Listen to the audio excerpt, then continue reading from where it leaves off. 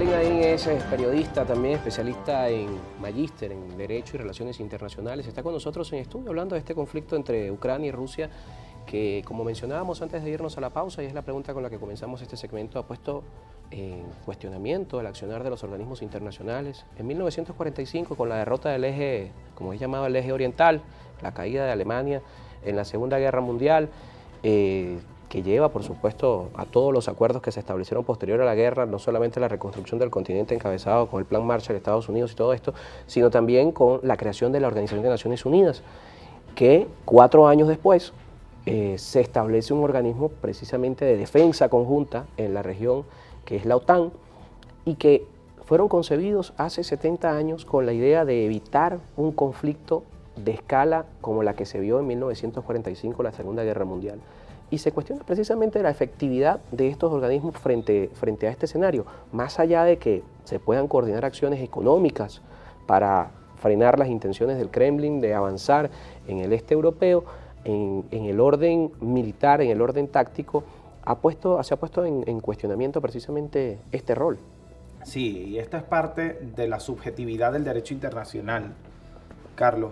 En definitiva, las decisiones unilaterales siempre son válidas, siempre son necesarias, pero cuando se tiene un organismo internacional en donde hay además un Consejo de Seguridad con decisiones vinculantes, porque eso lo establece el artículo 7 de la Carta, además, no podemos solo apelar al artículo 33 de la Carta de Naciones Unidas, porque es que tú, como Naciones Unidas, tienes otras decisiones que puedes tomar en virtud del conflicto que se está viviendo dentro del Consejo de Seguridad. Pero llamando a reuniones de emergencia constantemente en medio de un conflicto latente, no se va a lograr absolutamente nada. Y mucho menos cuando existe una norma que establece que el país en conflicto no vota dentro del Consejo de Seguridad, pues lamentablemente hoy el país en conflicto es uno de los miembros permanentes del Consejo de Seguridad y no se le puede quitar, del Consejo de turno. No se le puede quitar la potestad de votar en este caso, ni de vetar en este caso, ¿no? Entonces, cuando nos vamos al artículo 33 de la Carta de Naciones Unidas, que es el único que mencionan dentro de Naciones Unidas, desde la Asamblea General, el Consejo de Seguridad, incluso el Consejo de Derechos Humanos, hablan de la solución pacífica de las controversias. ¿Cómo soluciono yo pacíficamente una controversia en donde ya no es pacífica la controversia? La solución pacífica de las controversias es cuando existe una controversia inicial y quieres tú solventar esta controversia dialogando. Quieres tú solventar este problema en el seno de este organismo de negociación mundial. Pero cuando ya el conflicto avanzó a donde avanzó, eso era en el año 2014 cuando podías aplicar el artículo 33 y matabas el asunto de una vez. En esta oportunidad ya es demasiado tarde. Es como negociar con alguien que te está atacando el territorio. Es como lo que pasó en algún momento con Colombia y la FARC, que le agarraron el catatumbo mientras estaba en una zona de negociación. Es como lo que pasó ahorita con Ucrania y Rusia. Mientras estoy negociando me estás atacando, inclusive un hospital el día de hoy. Los corredores humanitarios que se establecieron. O estás atacando los corredores humanitarios. El día de ayer tuvieron que retrasar su huida de Ucrania, un grupo grande de personas, porque cayeron unas bombas y tirotearon el autobús donde iban. Entonces, esta es la realidad hoy de la Organización de Naciones Unidas, una realidad bastante lamentable, porque están cayendo en la subjetividad del derecho internacional, se están basando en un solo artículo de su carta y no están haciendo valer realmente las potestades que tienen. Porque es que si nos vamos al otro organismo que tiene decisiones vinculantes, en este caso una corte, que es la Corte Internacional de Justicia. La Corte Internacional de Justicia, tenemos un conflicto que comenzó el 22 de febrero, por allí, que se recrudece el 22 de febrero, pero tiene desde el 2014 ese conflicto. ¿Por qué celebras audiencia el 6 de marzo? ¿Por qué celebrar una audiencia el 6 y el 7 de marzo? Además, sin la presencia de Rusia, porque recuerda que este tipo de tratados se firman y se ratifican, y si no ratifican no hay obligatoriedad, que es el caso de Venezuela con el tema del Esequibo, que no vamos a entrar en ese caso, pero es prácticamente lo mismo. Si yo no ratifico, yo no tengo por qué estar en la audiencia, y nada me obliga a estar en la audiencia. Entonces tú sesionas y haces una audiencia el 6 de marzo, el 6 y el 7 de marzo, y el conflicto se recrudece el 22. ¿Por qué no la hiciste el año 2014? ¿Por qué no está en audiencia en la Corte Internacional de Justicia? ¿Por qué no hay un dictamen? ¿Por qué no hay una sentencia de una vez de la Corte Internacional de Justicia hacia el Estado? Porque eso es algo que también la gente va a entender.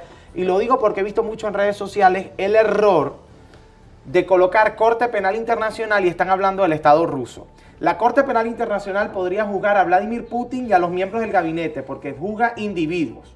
La Corte Internacional de Justicia juzga Estado. Es ella la que está en competencia de ser quien decida qué es lo que va a ocurrir en este conflicto, no solo territorial, no solo político, sino económico, entre Rusia y Ucrania, o entre Rusia, la Unión Europea, Estados Unidos, Reino Unido y la OTAN. Mientras esto transcurre, en el tema económico, el petróleo, la cesta petrolera ha superado los $115 por barril. Hay posiciones que han llevado a estas potencias en medio del recrudecimiento de sanciones a Rusia. Estados Unidos anunciaba ayer sanciones a la industria petrolera y a la industria del gas, que se extienden también al Reino Unido, por cierto, y esto significa, por supuesto, un replanteo también de la economía global. Sí. Y hablamos del caso China, caso Venezuela. ¿Cómo juegan estos actores dentro de todo esto, entendiendo lo que pasa el fin de semana con el acercamiento entre Washington y Caracas y las posiciones que últimamente ha marcado China, donde habla de un diálogo, de una solución pacífica de este conflicto, aliados tradicionales de Rusia? Sí, yo también, ese discurso de Rusia de que Ucrania está sola, yo creo que hay que voltearlo. A mí me parece que Rusia pensó contar en mayor medida con China y está contando solamente con Bielorrusia y algunos pocos, ¿no? Entonces, ese contar con China, un país que no pone en riesgo de ninguna manera su bienestar económico, todos conocemos la naturaleza de China, un país que no arriesga de ninguna manera su estabilidad diplomática, todos conocemos cómo se maneja China en los organismos internacionales, a tal punto que la Asamblea General de la Organización de Naciones Unidas se abstuvo de votar. A tal punto de que no veta la resolución de la reunión de emergencia del Consejo de Derechos Humanos. Prefirió no votar a la resolución. Entonces, hoy Rusia está preocupada por la posición de China, porque China está mucho más cerca de Alemania y Francia en su discurso. Tuvieron una reunión bastante larga entre Alemania, Francia y China, en donde China se acercó muchísimo al discurso francés y dijo, le pido a Rusia que por favor cese las hostilidades, le pido a Ucrania que maneje esto con mucha cautela y que podamos conciliar la paz en el mundo. Mientras amenazaba, por supuesto, a Taiwán días antes de una invasión. Así es, sobrevolando además, y si Estados Unidos continuaba con sus pretensiones dentro de Taiwán, China tiene un deseo importante dentro de Taiwán, ahí hay un resentimiento histórico dentro de Taiwán y en cualquier momento ese conflicto, que tampoco se ha acabado nunca, se recrudece como el conflicto de Ucrania. Pero y no es el conflicto con de realidades Ucrania, diferentes. Pero el conflicto de Ucrania también se habla de algo histórico, la Rus de Kiev. Así es. Rusia se concibe sin Ucrania, sin su punto de partida. Así es. Lo que pasa es que el nacimiento de la Rusia viene desde ese punto, ¿no? Entonces... ¿Cómo eso incide en todo esto también? Ya no tienes... Hay un resentimiento histórico. Hay un resentimiento histórico importante. Más allá del crecimiento, la expansión de la OTAN, más allá de... Es parte incluso de las razones de la guerra. Y aunque parezca una razón romántica, es una razón, romántica o no. Recuerden que cuando leemos el manifiesto comunista, leemos un manifiesto romántico. Totalmente romántico, inaplicable según mi criterio. Entonces, un manifiesto romántico inaplicable en un país que ha sido gobernado por este manifiesto durante muchos años, o por lo menos lo han intentado. Entonces es válida para un país como Rusia una razón de invadir un territorio por una razón romántica. O sea, yo lo considero netamente romántico, pero válido y además aplicable. Es una de las razones, además de la económica, además de la territorial, además de la política, además de la potencialidad, hay una razón romántica allí que menciona y que es muy importante. Ahora, cuando nos vamos, aparte de la posición de ahora más unilateral del mundo respecto al conflicto entre Rusia y Ucrania, o a la invasión de Rusia hacia Ucrania, también nos damos cuenta de que cuando cierran la posibilidad de comprar petróleo, gas y carbón de Rusia, se abren otras posibilidades. Andrés Bello, yo estudié en la Universidad Católica Andrés Bello y en una materia que se llamaba Estudio de Paz y Conflicto, recuerdo claramente que mi profesor me decía, Andrés Bello decía que para una guerra se necesitan tres cosas fundamentales: dinero, dinero y dinero. ¿Ok? Hoy Rusia tiene las armas, pero le falta dinero, dinero y dinero. Y sus fuentes de suministro están cada vez más cerradas. Están cada vez más cerradas, menos Alemania y parte de la Unión Europea, porque sería quebrar de forma definitiva la Unión Europea. ¿Qué está haciendo la Unión Europea? Existen otras posibilidades. Existe un estrecho que se llama el Estrecho de Hormuz, ¿ok? El Estrecho de Hormuz, que Irán tiene el control sobre ese estrecho, es por donde sale gran cantidad de petróleo hacia Europa desde el Medio Oriente. Pero otros beneficios como el gas no han sido parte de la comercialización entre Europa e Irán, por ejemplo, o de Europa y Argelia, por ejemplo, que es otro potente a nivel de gas y que la gente dirá no alcanza, pero si tú unes a 3 países que son potencias gasíferas, a lo mejor puede sustituir a Rusia en esa necesidad. Ahora, Alemania no se puede arriesgar a hacer lo que hizo Estados Unidos, de eliminar definitivamente la compra, porque, como dijo ayer el mismo discurso alemán, si yo cierro definitivamente la compra de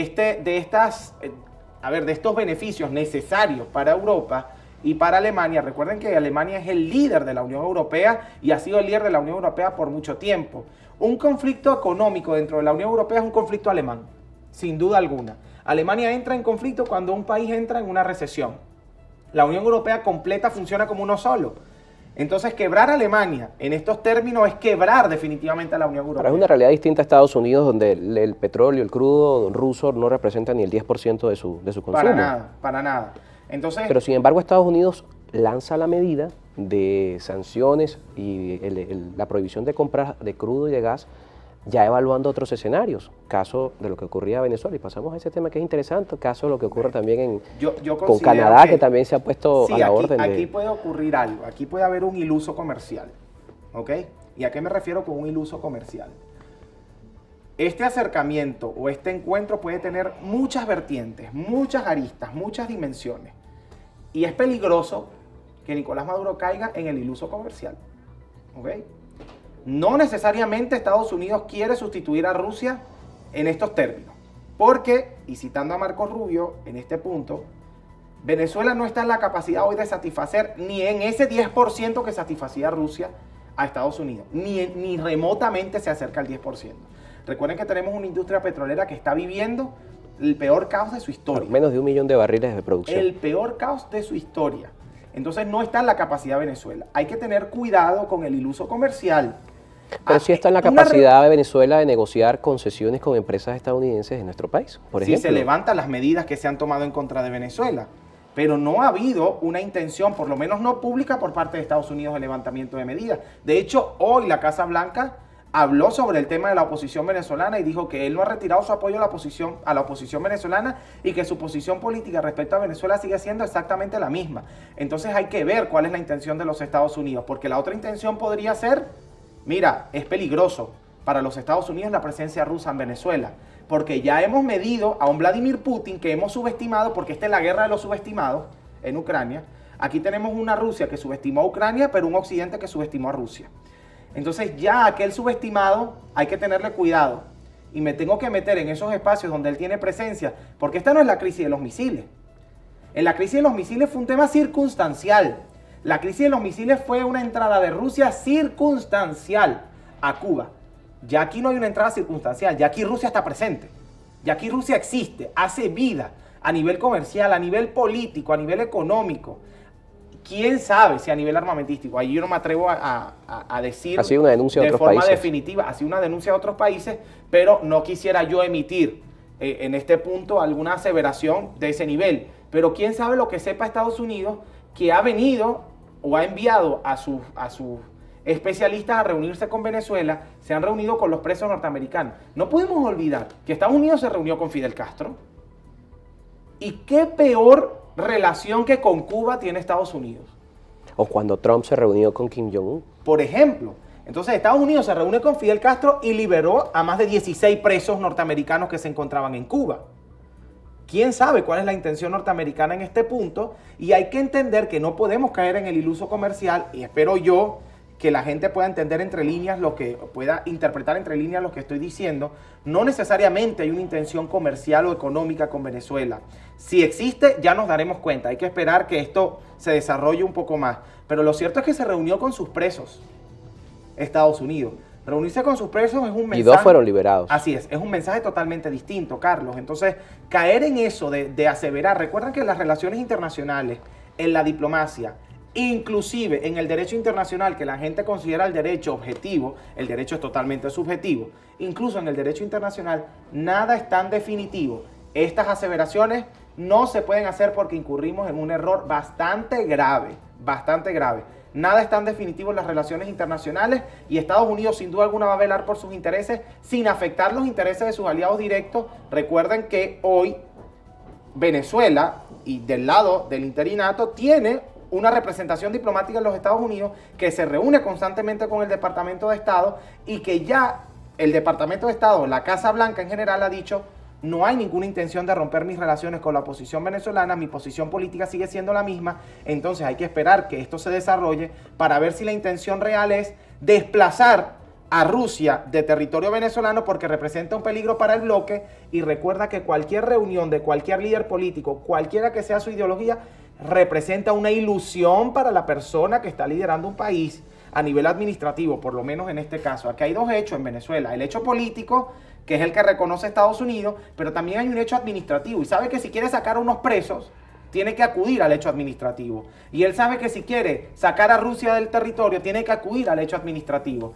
Y Venezuela le genera ilusión reunirse con Estados Unidos, como le genera a cualquier país, incluso enemigo de los Estados Unidos. Nos toca despedir. Porque es el líder del bloque, es así.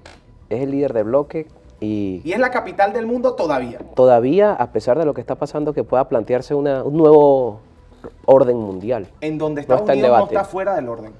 No está fuera del orden, pero no encabeza tal vez el orden, ¿no? Porque se dice que este nuevo orden mundial, China ha ganado un crecimiento comercial importante. Públicamente, pero yo diría que en agendas ocultas Estados Unidos está liderando todavía. Nos toca despedir. Jalín, muchísimas gracias por acompañarnos. Jalín es periodista y también magíster en Derecho y Relaciones Internacionales, nuestro invitado esta tarde.